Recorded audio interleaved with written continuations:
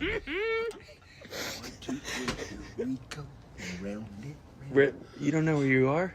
Holy shit. What'd you just say? You're high as a Georgia pine? As high as a Georgia pine.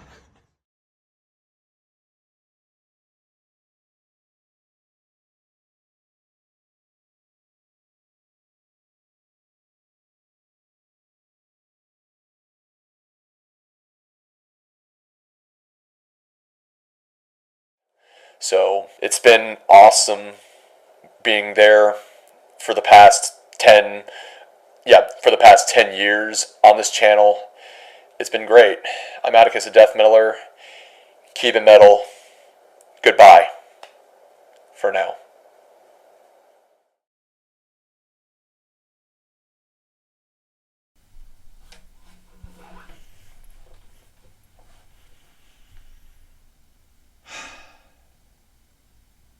So, it's been a while. I am hate. When you look at me, you look at hate. When I look at you, I look at hate. When you look at me, you know what hate is. Hey everybody, this is Atticus the Death Metaller, and I know, long time no shooting on this channel for a long time. And it has also been much longer since I've made an episode on this series, TheDeathMetaller Reviews. But before we go into the topic at hand here, I must lay out the big elephant in the room. I can safely say that without a doubt that going on hiatus was what I definitely needed, because 2024 broke me. When I walked into the year, I was already a mess from 2023, but 2024 was going to make sure that I was going to feel it physically, mentally, and spiritually. It started off right when I got back from my week-long trip up in Chicago, where I celebrated Christmas with my family at my older brother's place. There, I got back knowing that I was going to be more busier than ever at my job at the time, where the one guy that would be on AMA duty left because he was already deteriorating. Therefore, I was the only capable guy on that station to dish it out while training some new employees when I would be on my days off. Suffice to say, those two people that I trained did not last long, and it did not help that the winter and spring seasons were extremely busy. Even when I had made it through that strife, in early to mid-April, I thought I was in the clear, but my home life with my two roommates was at its breaking point due to my chaotic schedule.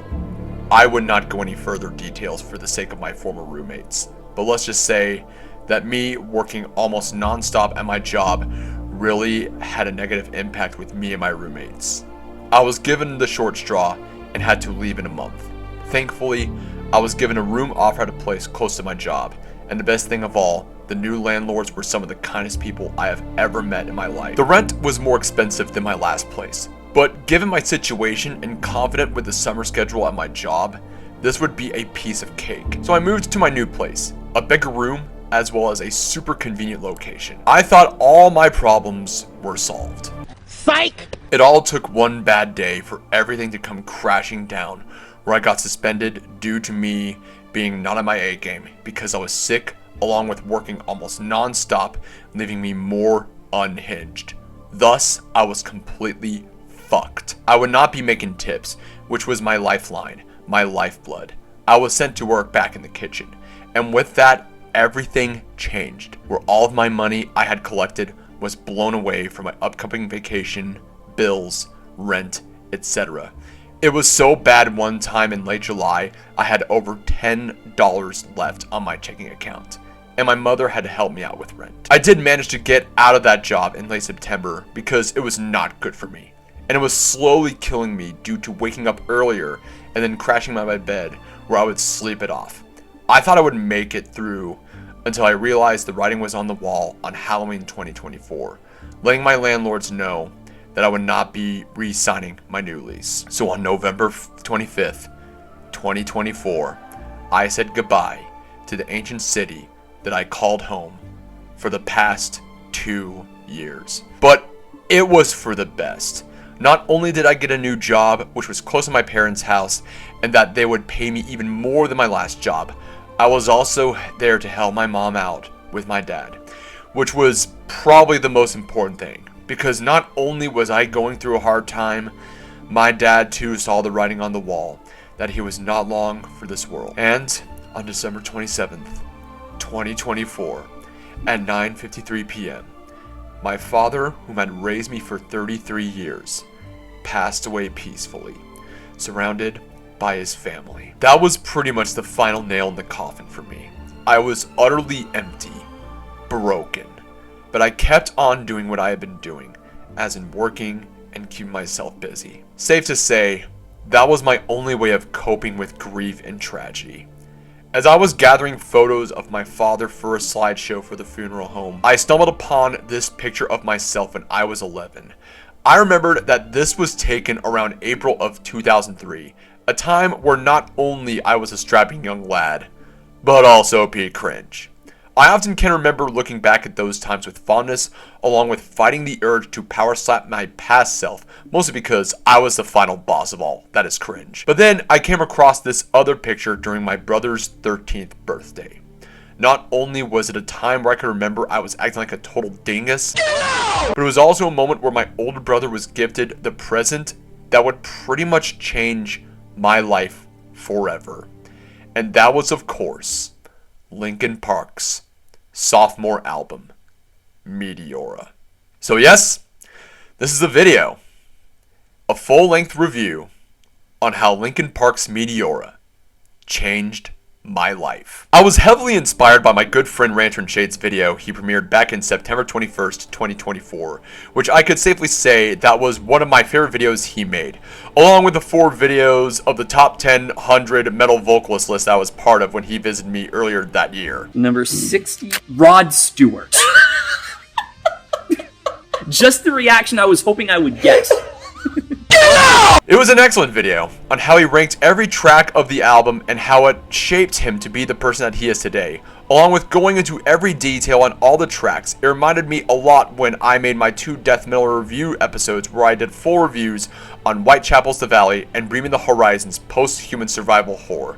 But I also wanted to capture the greatness of that video to incorporate with this video. So taking inspiration to what he did, I had to carefully look into an album that too changed my life. And I narrowed it down to 2 albums that had changed my life. But for this video's sake, we'll be talking about Linkin Park's Meteora. Now before we start the review of the album, let's go first into a brief history of the band Linkin Park. Linkin Park formed in Agora Hills, California in the year 1996, founded by Mike Shinoda, former member Rob Borden, and Brad Delson. After graduating from high school, the 3 began to take their musical interests more seriously, recruiting Joe, aka Dave Phoenix Farrell, and Mark Wakefield, the band's first vocalist, to perform in their band, then called Zero. Limited in resources, the band began recording and producing songs within Shinoda's makeshift bedroom studio in 1996, resulting in a 4-track demo album entitled Zero, released in November 1997. That same month, the band performed their first show, opening for SX10 and System of a Down at the legendary venue Whiskey A Go Go. With introduction to Jeff Blue, the vice president of A&R for Zomba Music, he believed that the band needed to go in a different direction, causing some friction within the band. Thus, Wakefield decided to leave the band in search of other projects. After spending a considerable time searching for Wakefield's replacement, Zero recruited Chester Bennington, a vocalist from Arizona who was recommended by Jeff Blue in March of 1999. Bennington, formerly of alternate rock band Grey Days, became a standout among applicants because of the dynamic in his singing style. The band then agreed on changing their name from Zero to Hybrid Theory. The newborn vocal chemistry between Shinoda and Bennington helped revive the band. The band still struggled to sign a record deal. They turned to Jeff Blue for additional help after facing numerous rejections from several major record labels. After failing to catch Warner Brothers records on 3 previous reviews, Blue, who is now the vice president of Warner Bros., helped the band sign a deal with the company as a developing artist in 1999. However, the label advised the band to change their name to avoid confusion with Hybrid. The band considered the names Pleer and Platinum Lotus Foundation, like good fucking god, before deciding on Linkin Park, a play on and homage to Santa Monica's Linkin Park. All of that hard work was worth it in the end when Linkin Park released their debut album, Hybrid Theory, on October 24th, 2000. With such great and iconic songs like Paper Cut, One Step Closer, Points of Authority, In the end, this catapulted the band to a bright career in the rock and metal culture at this point. Now, it is debated what the band subgenre is, because I know my friend Ranter and Shades would heavily disagree with. Most people like me consider them part of the new metal subgenre, which I would say yes. Their first two albums, Hybrid Theory and the one we're reviewing, are, in a way, part of that category. But from the start with Minutes to Midnight to where they are now shows the band clearly took on a different direction. But for the sake of arguments, we'll just call their early work nu metal. I was introduced to the band while being blown away by the single on the radio station. Thus, I was compelled to have the album Hybrid Theory as a birthday present when I was 10. Now, many of you will say, well, Atticus the Death Metaller, you're talking about Hybrid Theory. Shouldn't that be the album that changed your life? Yes and no. Hybrid Theory was the album that introduced me to the band, but Meteora would be the album that would significantly change my life as we know it. So, just like how Shades did when reviewing American Idiot, we will be reviewing the tracks I ranked from lowest to highest. So with that said, ladies and gents, let us begin.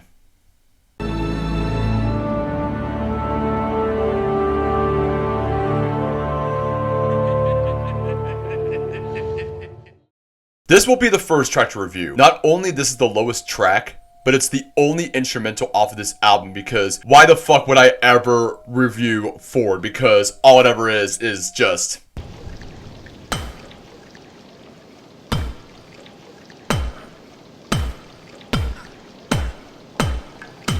Again! Expect me to use this clip often while reviewing this album. I am not sorry. This is definitely the only instrumental off of Meteora. It's not done by any other of the members than Mr. Han. Expect me to also introduce Mr. Han in every portion of this review. I'm still not sorry. In regards to new metal bands that had a musician that was not a guitarist, bassist, or drummer, most bands had someone who was a keyboardist and a turntablist, or what we universally call them, a DJ. I could only think of the big three when it comes to this topic. The earlier mentioned Mr. Han, Slipknot's Sid Wilson, and Limp Bizkit's DJ Lethal, or Lior Demyant, since he was originally born in Latvia. Season is the only instrumental track the band has made, because Han made Cure for the Itch with Hybrid Theory, and I could definitely say that the instrumental was a fucking experience. Meanwhile, Season was a lot more lax than its predecessor. What I can perfectly describe Season was how an average Joe would wake up to a day's work to their desk job in the year 2003. With those words, you can definitely agree with these sentiments. But I think this is an opportunity to really talk about the climate within the year Meteora was released. I can safely say that 2003 was probably the pinnacle of the early 2000s. As far as I can say politically, the major thing that was on everyone's mind was the most controversial decision made in the US, our war with Iraq.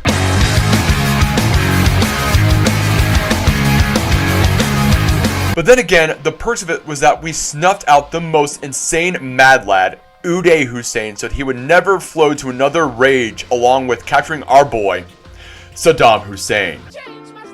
Ladies and gentlemen, we got him.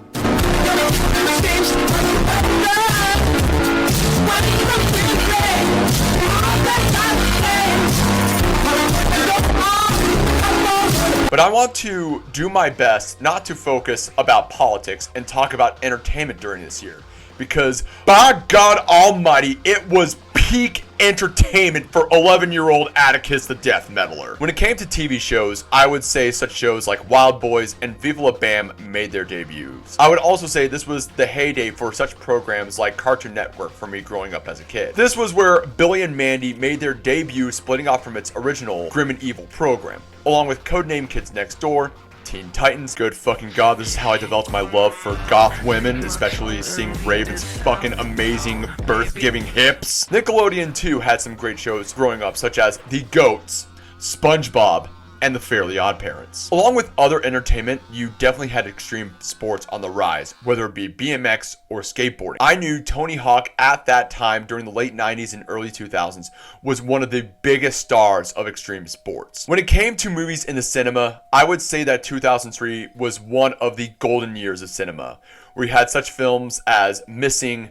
Tears of the Sun, Finding Nemo, Mystic River, Bay's Texas Chainsaw Massacre, Darkness Falls, Freddy vs. Jason, Master and Commander, Old School, The Last Samurai, The Matrix Reloaded and Revolutions, Elf, and last but not least, the conclusion of Peter Jackson's Lord of the Rings trilogy, The Return of the King. 2003 was also a golden age for established video game franchises to really leave long-lasting impacts for the current time period, such as the first ever Call of Duty, Silent Hill 3, Prince of Persia, Manhunt, Jak 2, Dynasty Warriors 4, which that game was my fucking jam, and Devil May Cry 2. But this was also a time period where a lot of games were based on briefly mentioned movies. Games like Enter the Matrix, Lord of the Rings Return of the King, which those two games I played religiously as well, or watched my older brother play those games. With that out of the way, we can focus on the main theme for this video, music. Surprisingly, there was a lot of interesting things going on with 2003, and a lot of firsts were making it in the metal scene. Avenged Sevenfold coming out with Waking the Fallen, and Trivium with Ember to Inferno. But with established bands, you had Lamb of God release as Palaces Burn, Overkill's Kill Box 13, Korn's Take a Look in the Mirror, Deftones Self-Titled, Blink-182 Self-Titled, Anthrax's We've Come For You All, Chimera's The Impossibility of Reason, Dream Theater's Train of Thought, Typo Negative's Life Is Killing Me, Cold's Year the Spider. Oh yeah, Stupid Girl. Yes. I remembered that band came out and everyone talked about how spooky the drummer looked. And A Perfect Circle's 13th Step. But across the pond in Europe was where things really got interesting, with such bands like Children of Bodom's Hate Crew Death Roll, Soilworks Figure Number 5, The Haunted's One Kill Wonder, Aborted Scoremageddon, The Darkness's Permission to Land, Opeth's Damnation, Catatonia's Viva Emptiness, Cradlefilth's Damnation and a Day, Marduk's World Funeral, Enslaved's Below the Lights, and last but definitely not least, Dimmu Borgir's Death Cult Armageddon, which I consider one of the most metal albums of that year. And Linkin Park's Meteora was in the middle of this exciting point in time.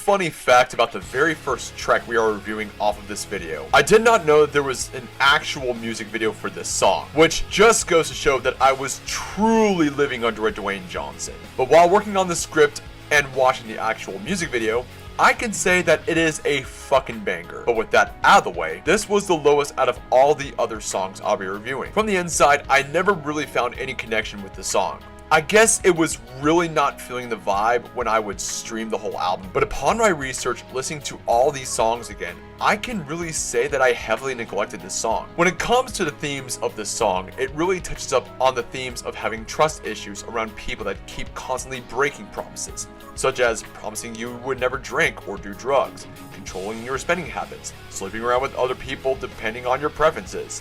It can apply to all of that. The pre-chorus with Shinoda goes hard with the words.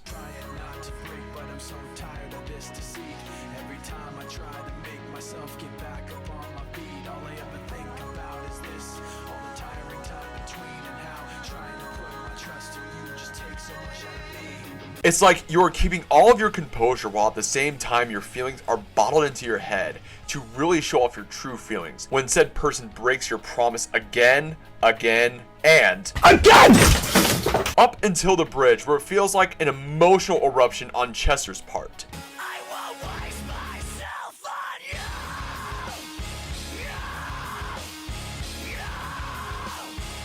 waste myself on It is a portion that I think everyone has had experienced this situation, where you simply have had enough of their shenanigans and are settling your boundaries. But late than ever, I guess. Overall, a good song off of the album that is super criminally underrated.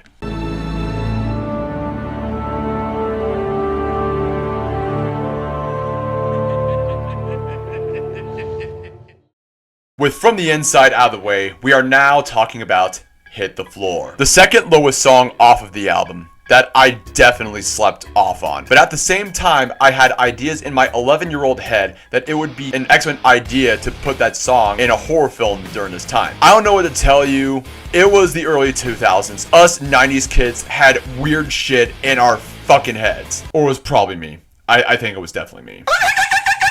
But looking back at it now, it would have been so cool to have ever been used in a true crime drama movie with such prior flicks like Being Seven and Training Day. King Kong ain't got shit on me! It just hits that feeling during that time. But the opening riffs done by either Brad Delson and Mike Shinoda is criminally underrated. It makes you feel like you're encountering an early 2000s video game boss. The band wanted to make a heavy song with a hip-hop bounce. This is what came out. Mike and Chester tried numerous singing style choruses, but when Chester brought the screaming hook into the studio, everyone knew it was going to work. The hardest work in creating this song was in the minor details.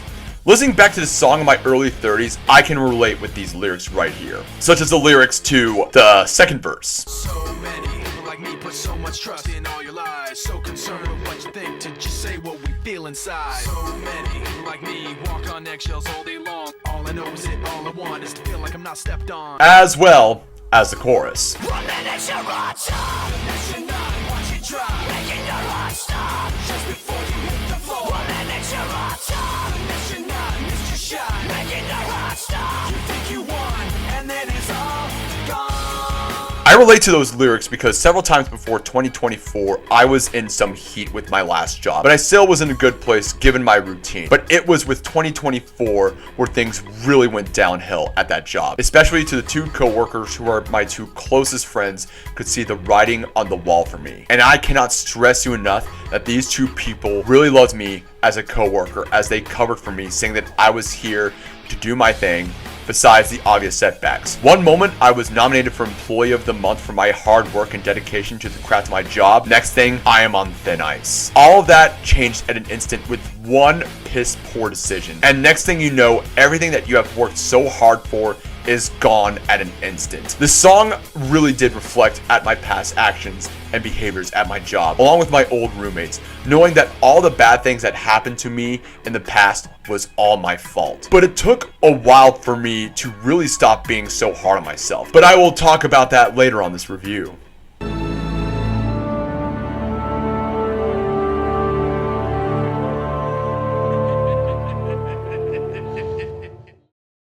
Lying From You was the fourth track off of Meteora. Another one of those songs that has such an amazing intro with again!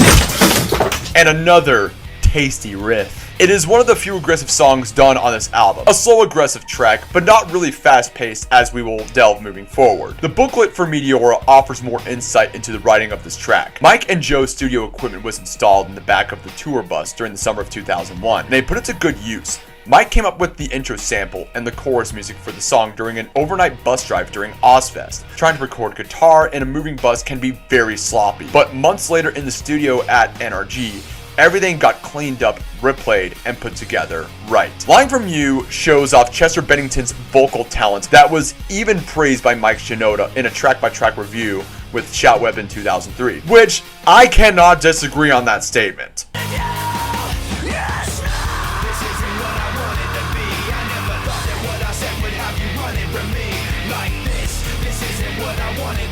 Now this is way before he would show off his true power with the track Given Up, which, holy shit, the pipes that Chester has in his vocal range is ungodly.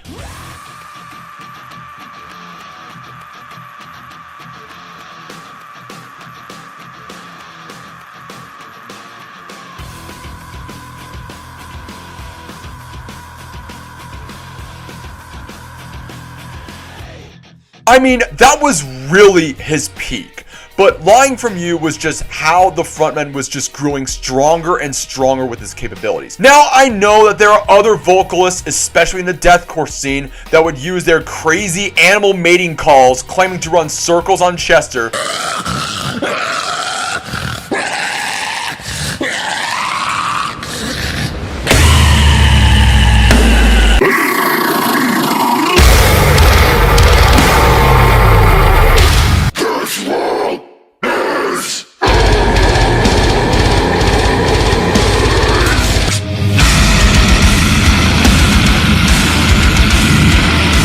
But Chester really indeed, with all due respect, had a phenomenal vocal range. But when it comes to the subject of the song, Shinoda stated, "Lying from you is about pushing someone away. The title means making up lies to make another person angry, so that they don't want to be around you," which is something that some people do subconsciously in a relationship. That's not what my part of the song is about, but I know that in a broader sense, when people start feeling negative feelings towards somebody else, just naturally, they start doing things that make the person not want to be around them. It's a subliminal reaction.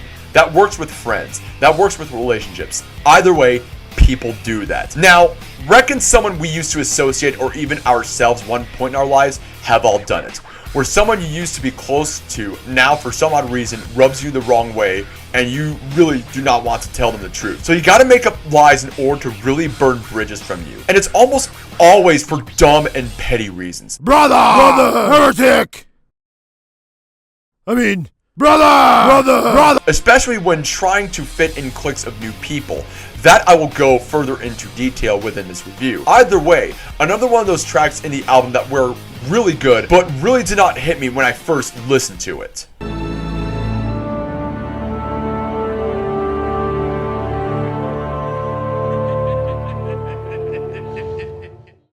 This was such a random name for a song that I found a bit funny.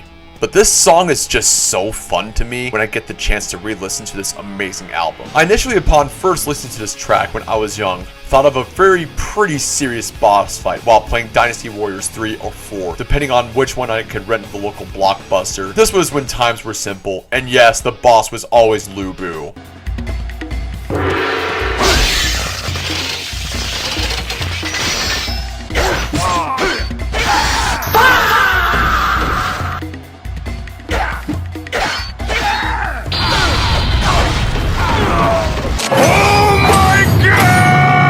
The riffs to this song are also very tasty. Much kudos to Brad Delson and Shinoda. The chorus of this song I found very epic. And now you become a part of me. You'll always be right here. You become a part of me. You'll always be my fear. I can't separate myself from what I've done. Giving up a part of me. I've let myself become you.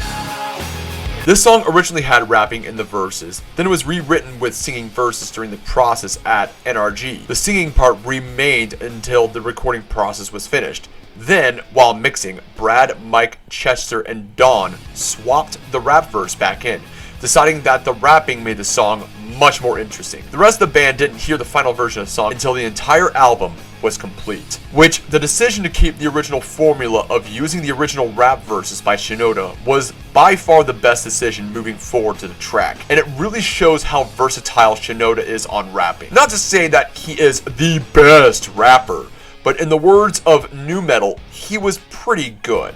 Hell, him and Han teamed up with Executioners and Wayne Static, rest in peace, to make the track It's Going Down. Take you on an audible odyssey now, it's going down. Put it out for the world to see. LP and X-Men to the 10th degree. Going down. Nobody in the world is safe when we melt down the wax in your record creek. It just really shows when he's outside of his flagship band, he really brings in the noise. And speaking of Han and Shinoda, this is a great transition to the next track.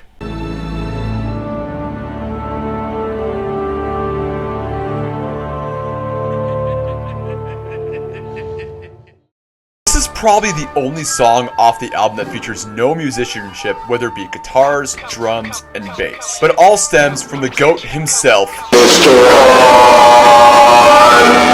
Again! How he cooked this remedy was use a sample of a Japanese bamboo flute with beats in the background. This resonated my mentality at the time because I was really into video games, Dynasty Warriors 3 and 4, as well as watching the film that just so happened to be the first shitpost, Kung Pao. I implore you to reconsider. Also being one of those kids that had the spiked hair and those stylish dragon Hawaiian shirts that was all the rage during the early 2000s. Basically every dude accidentally was cosplaying as Guy Fieri. Look, dude, honestly, I don't see a problem. But oh shit. You don't respect my art! Now this would be a good time to tell you guys this very embarrassing backstory from yours truly. So, get ready. I had this mentality that rock and rap were in an arms race to see who was the best. I don't know why I had this mentality, but for argument's sake, I did.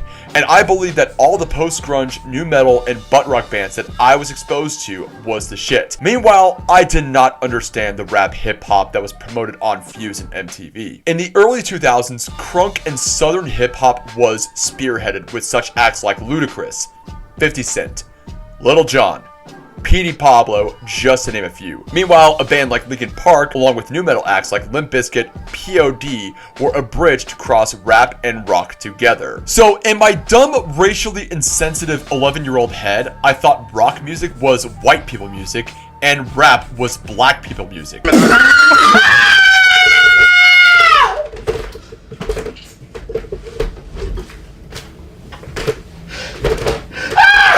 Flag on the plate.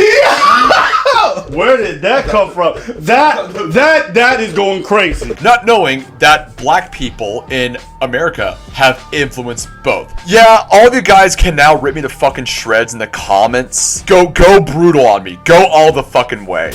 But nowadays, with my metal-loving ass, I really do love and appreciate the Southern California hip-hop scene of the 80s, along with the crunk artists of the early 2000s, and even the SoundCloud rap of the late 2010s. But a TLDR for this portion of the review, this track was ground zero for me to really get comfortable with hip-hop and rap in the near future. Mike Shinoda, being the rap god and multi-instrumentalist of the band, really goes hard with this rapping with such stuff like, and everything left's a waste of time. I hate my rhyme, but hate everyone else's more. I'm riding on the back of this pressure, guessing that it's better. I can't keep myself together. You never forget the blood, sweat, and tears, the uphill struggle over years, the fear and of course, the chorus with Chester and Mike.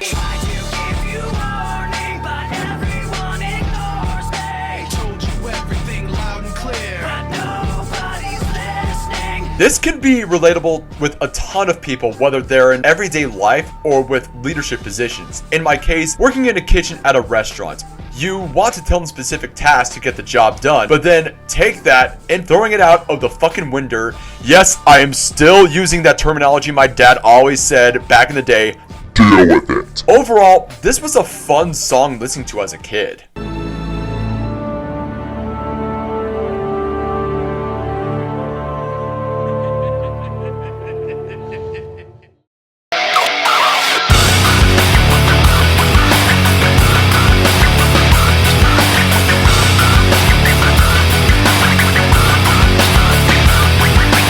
Don't Stay is what I would call the actual first song off of Meteora after the Crash Out intro, which is again Forward. And oh boy, the very beginning of the song hits you with a ton of energy, with the energetic riffs as well as Mr. Hans scratching the turntables. It works so smooth and organically, but as energetic as the song is, it comes in a place of frustration and defiance from the very first lines of the first verse. Sometimes I need to remember just to breathe. Sometimes I need you to stay away from me. The track is widely interpreted as a subliminal diss aimed at the band's old label management, who tried to stifle their creative vision and even suggested Shinoda should stop rapping and stick to the keyboards, while others falsely claimed credit for their work. And Chester, being the stellar man that he was, stuck with Shinoda's decision. And it just really goes to show how he really stuck through the leaves for his fellow bandmates. This is relatable to a lot of musicians in the music industry, especially when it comes to bands making music. When mentioning the early history of Linkin Park, I could see why Mark Wakefield left the band due to interference with the higher-ups of the labels that were meddling with what the band needed to do. Now, there is nothing wrong with having music producers help you out in the production of a band's craft. Most of the producers like Jacob Henson, Will Putney, Mark Lewis, and Dave Otero have done fair and phenomenal work with some of the bands that I have done reviews in the past. But it is always more special when the band does their own production for their craft, so that outside influences do not interfere with their work. I could say that music production has come a long way for a lot of rock and metal acts, but there was a lot of frustration, and making a track to stick it to the big man himself was in a way cathartic for the band and for that time of day and age. It's pretty I vague. think they're full of shit. That one's fucking great.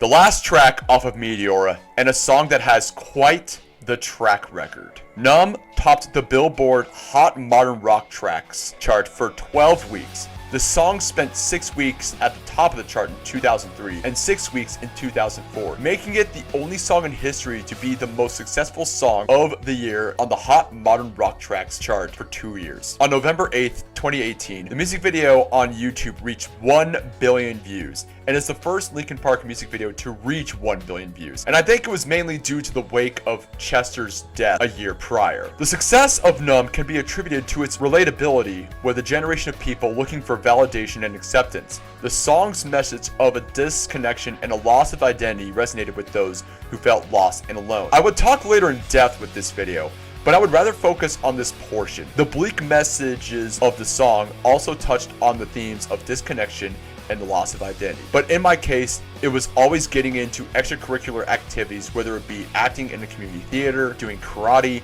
or anything else to please my parents and peers. As adolescence was looming over the corner, those people that I grew up with would soon slowly but surely disassociate. I always wanted to show to my parents that I was enough and of worth, but in the grand scheme of things, that no matter what, I was still a great child to them despite my flaws. My father, especially through my tribulations and struggles, knew that he was still proud of me, and that he was not disappointed or ashamed.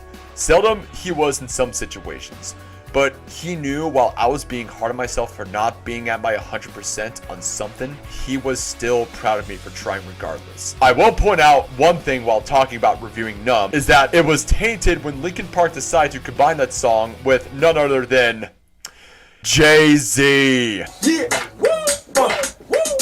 Can I get an encore? Do you want more? Cook and roll with the Brooklyn boys. So for one last time, I need y'all to roll. To create the Numb Encore remix. It was tainted then when they first conceived it, and now it is tainted even more due to Jay-Z's friendship with Diddy.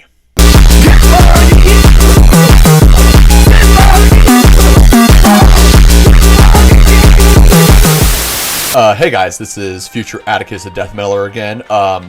I also just want to point this out now that I'm mentioning Jay-Z, but as of late, by the time that I am editing this video, new info on the Epstein files was just released, and oh my fucking god. Now, I don't want to go further into all the juicy details. You all know this, but since I just mentioned Jay-Z, yeah, Jay-Z is also on the Epstein files. Now, I understand that a lot of people do like the Numb Encore mix that Linkin Park collabed with Jay-Z, but I just never was really big into Jay-Z, even with all the whole shit with the fallout of P. Diddy back in 2024, but still, I was never big into Jay-Z, never really cared for him, but good fucking lord. Good fucking lord. Also, Jay-Z's part of the Illuminati. Man, ain't no such thing, no Illuminati. The only Illuminati I follow is the Illumatitty. Walk with your tits.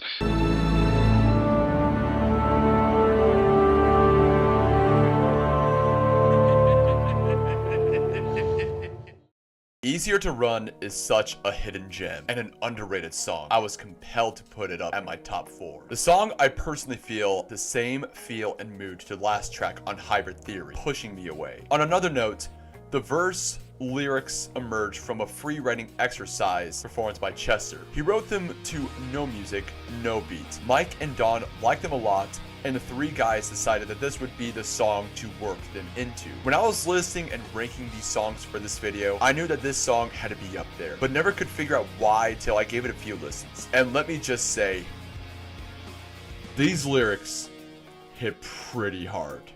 When Chester says this.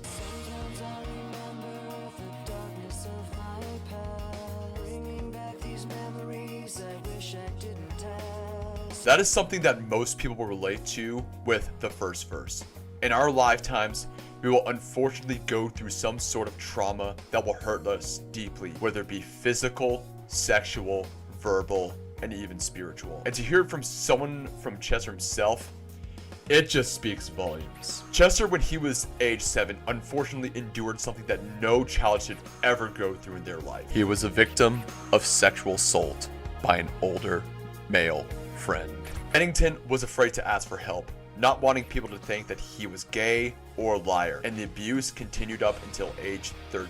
Years later, he revealed the abuser's name to his father, but chose not to press charges. This, without a doubt, haunted him for the rest of his life until his death. That verse had a tremendous amount of emotional weight when I listen to it now, along with Shinoda's pre-chorus. If I could change, I would. Take the pain, I would. Retrace every wrong move that I made, I would. If I could stand up and take the blame, I would. If I could take all the shame to the grave, I would. That is something that I can relate to very hard, especially the final months living on my own in St. Augustine when I was at my wit's end. I wished that all the things I had said and done would have never happened. But because I had a very good foundation in 2022 and 2023, there were some challenges, yes, but I did do good living on my own. But ultimately, shit in 2024 was going to happen to me whether I liked it or not, along with hearing the news that my dad was not going to live much long. It scared me knowing that I would see him deteriorate before my very eyes if I moved back, but I knew in some way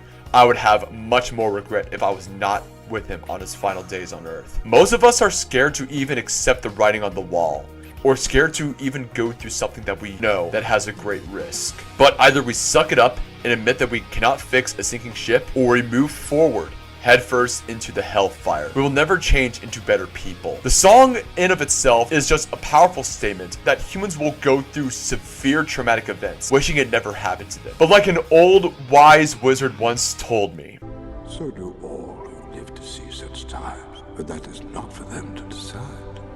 All we have to decide is what to do with the time that is given to us. That's why I put Easier to Run up there, given on how super criminally underrated it is, along with someone in the comments of this video saying that this is Meteora's Crawling. I cannot disagree.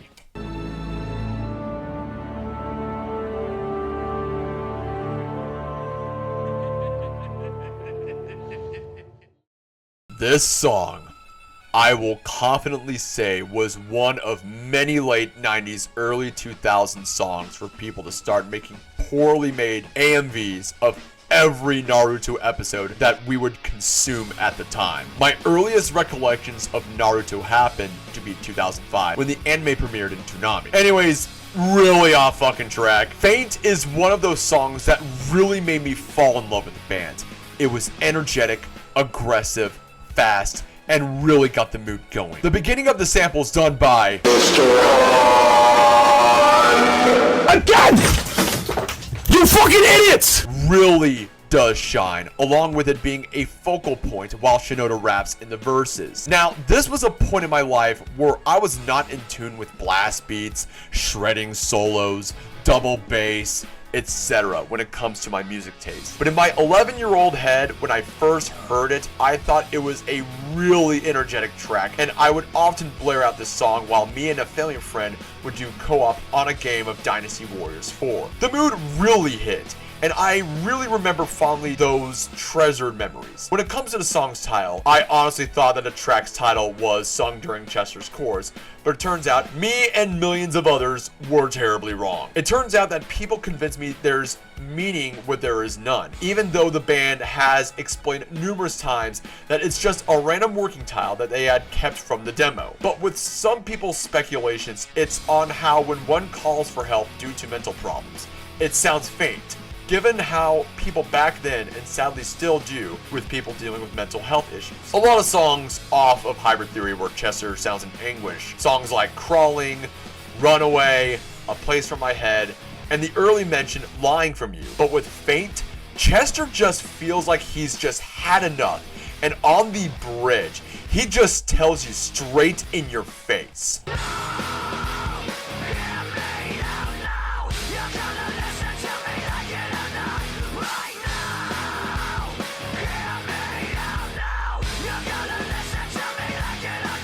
That, in a way, I think is super empowering, where people will downplay on your problems and not take them seriously at all. It is still a damn shame where mental health is still not taken seriously, where you see a lot of people suffer. But listen to the bridge of Faint. Not only is Chester pissed, he sounds like he's actually taking control of an uncontrollable situation. Looking back on the lyrics now in my early 30s is just powerful. Hey guys, this is future Atticus the Death Miller again, editing this video. I also left this out while my portion of reviewing Faint. So I told my older brother where I would be reviewing Meteora, and as I was at work, he sent me a reel, which was essentially the origins on how Mr. Han got that sample at the very beginning of the song. And it's very interesting because it's actually from a scene from the 1963 007 film From Russia with Love. So I'm going to play this right here.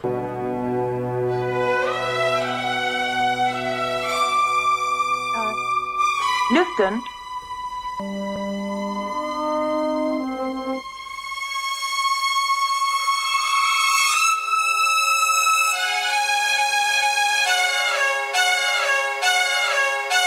And also, I have to just mention this because this just needs to be known. So, you know that amazing Netflix movie, K-Pop Demon Hunters? Well, I was just minding my own business, just browsing through, and then I came across this amazing mashup between Huntrix's Takedown with Faint. And oh my god. How do I describe this? How do I describe this? Well, all I gotta say is, I don't think you're ready for the takedown!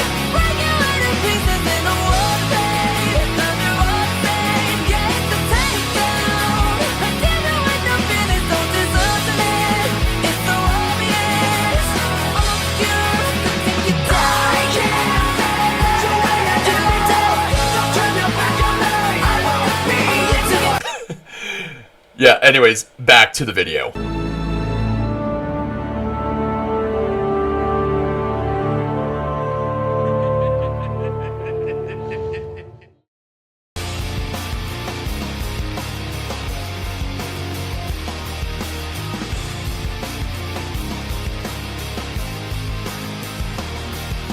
You all knew that this was gonna be up there on this list. You knew it was gonna be up there eventually. How could I not rank this lower?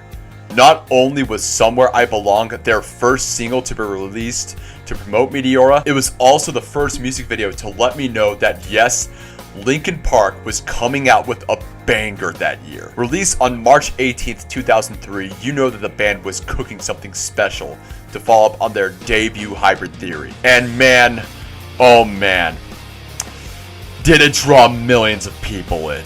On the Billboard chart, Somewhere I Belong came in position 32 as of May 3rd of that year, still remaining on the position for 14 weeks. And yes,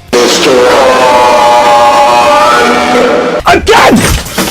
The GOAT, as he is, directed that music video. I still remember on how Chester had those Gundams on his door, along with those weird-ass giraffe hogs on that painting that would come to life at the end of the song. MTV's James Montgomery names the video as Linkin Park's 5th best, saying that while the video is massive, he said it's minimal touches that make it one of their all-time best, and called the result a stirring, powerful piece. But that is not why I chose Somewhere I Belong up there.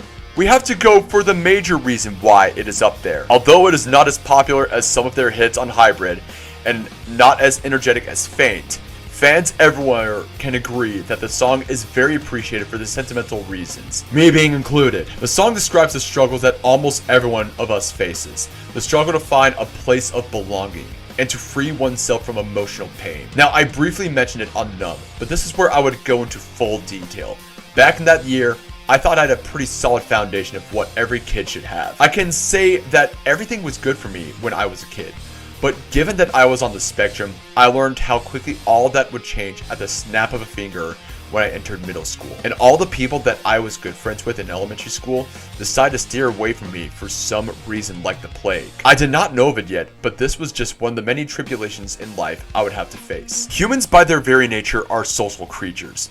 It is by default ingrained in our DNA, especially people like me who desire being with friends, family, even a partner who would accept me for who I am. But the main thing from achieving that goal is of course breaking free from almost every person's worst critics, themselves. The first two verses of the song go really hard on self-doubt, portrayed both by Chester and Mike, where it describes how our anxiety and harsh criticism just fit in, something that I still struggle to this day. Humans tend to fuck up, and when we fuck up, we have to learn to own up to our own mistakes. Oh yes, the past can hurt.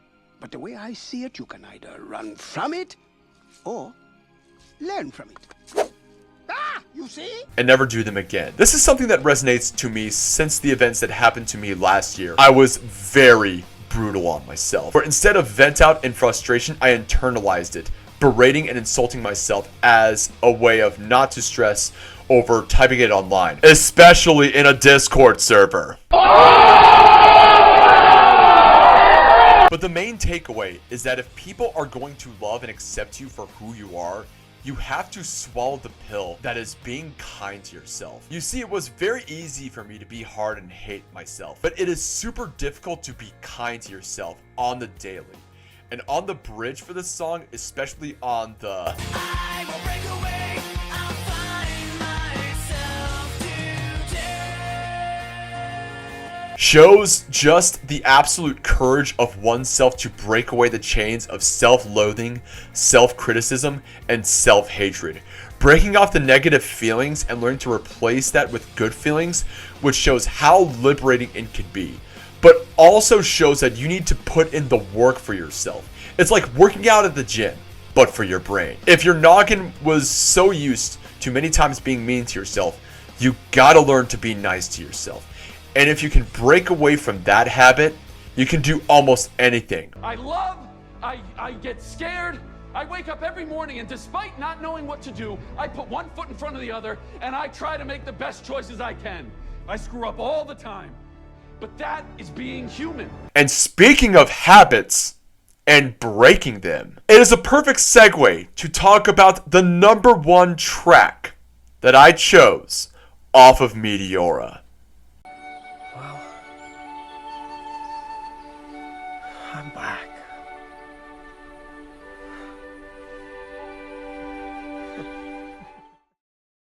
Ever since he passed away, I listened to that one song of Meteora, Breaking the Habit. Listening back, it's such a powerful song. Yeah, one of my favorite.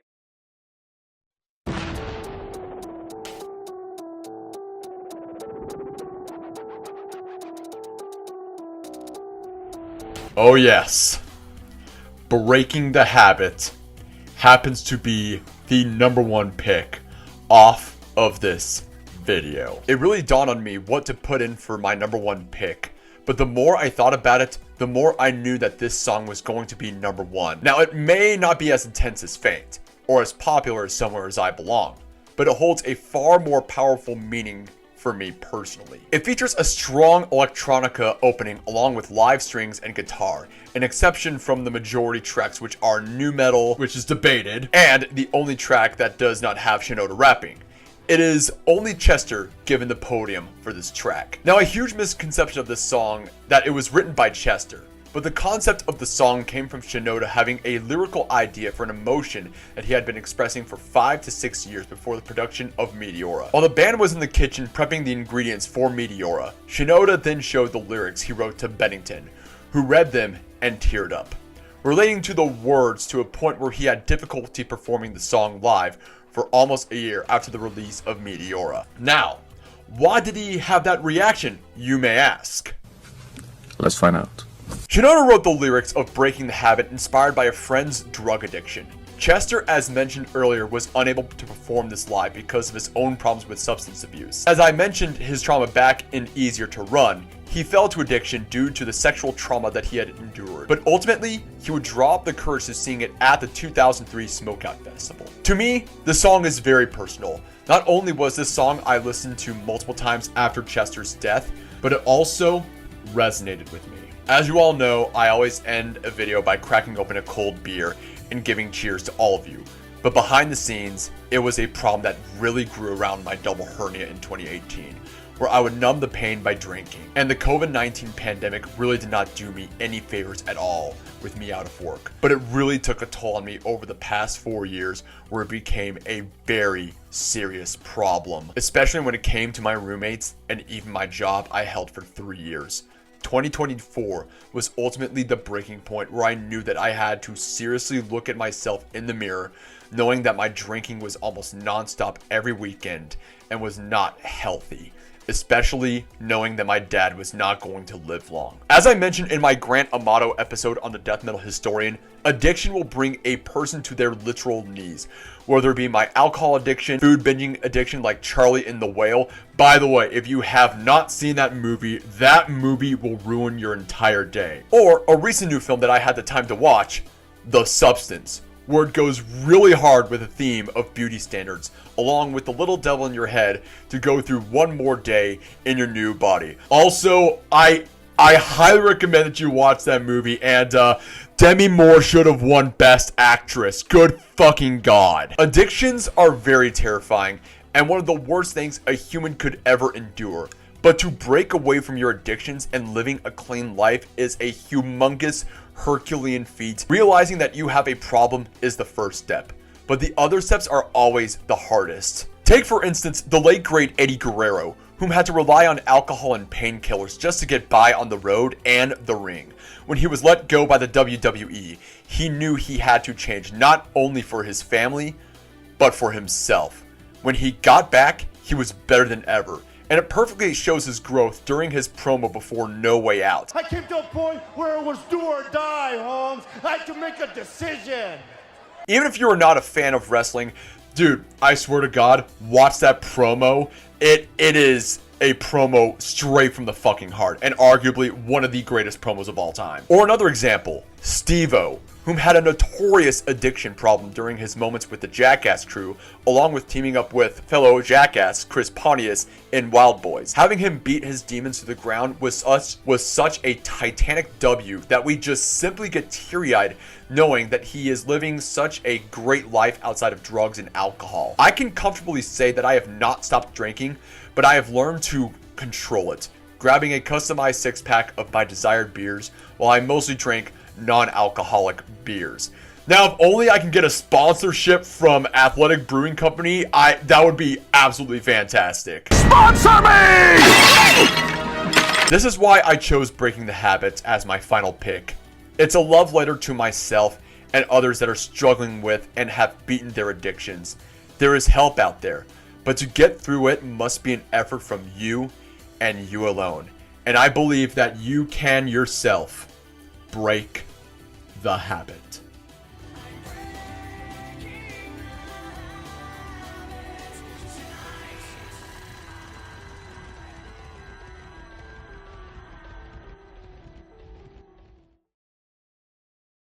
Making this video was not that easy. With writing the script, shooting, and editing the video, along with focusing more on stuff outside of YouTube, whether it be me busting my ass in my current job, getting holed into working on better habits rather than staying in that hole, as well as getting out of my comfort zone and developing a social life and building friendships and community. Are pancakes served here?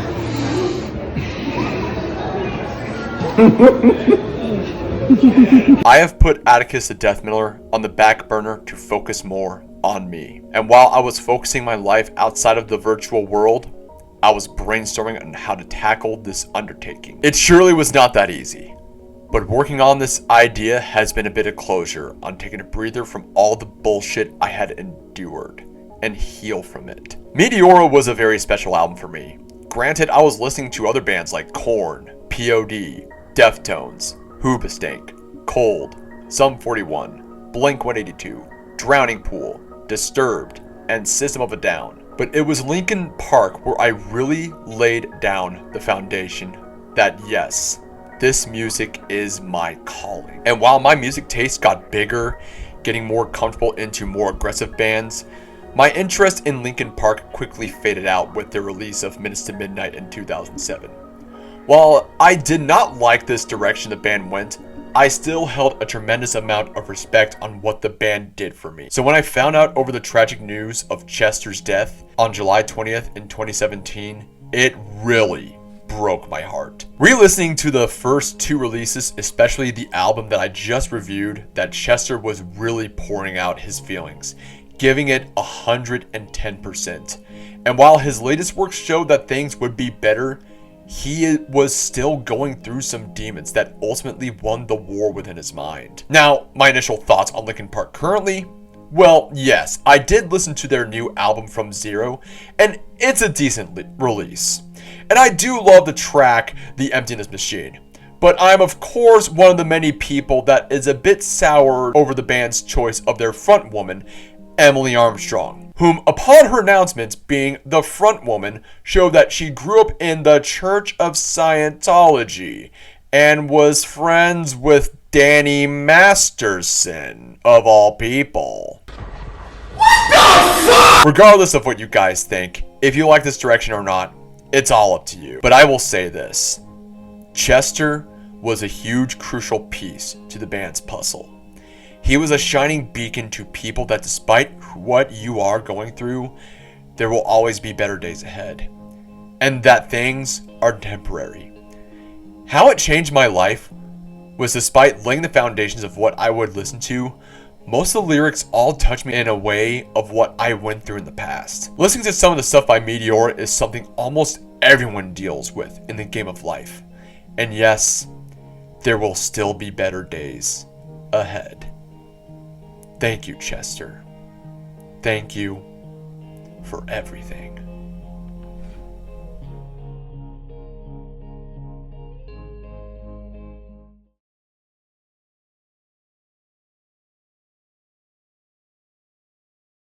That's the end of the video. So, what'd you think about this episode? Did you like it? Did you dislike it? How did you stumble upon Linkin Park? When did you get Meteora? What was your favorite song off of Meteora? And what'd you think about this list that I have provided? Leave it all down on the comments below. I know it's been such a long time since I made a video, and hopefully I can crank out more videos with my schedule alongside everything else that's going on in my life. But it is very refreshing to let you guys know that I'm okay. There's a lot of great stuff that is going on through my life, and I'm just very thankful that I had this long hiatus to make sure that I had all my stuff together and that I can come back with a clearer head than I had before. And until then, stay tuned for more videos to come. Without further ado, ladies and gents, I'm Atticus TheDeathMetaller. Hope you liked this video. Subscribe to my channel. Links are down in the description below. Keep it metal. Stay safe. Stay healthy. But most importantly, it's good to be back in business, baby.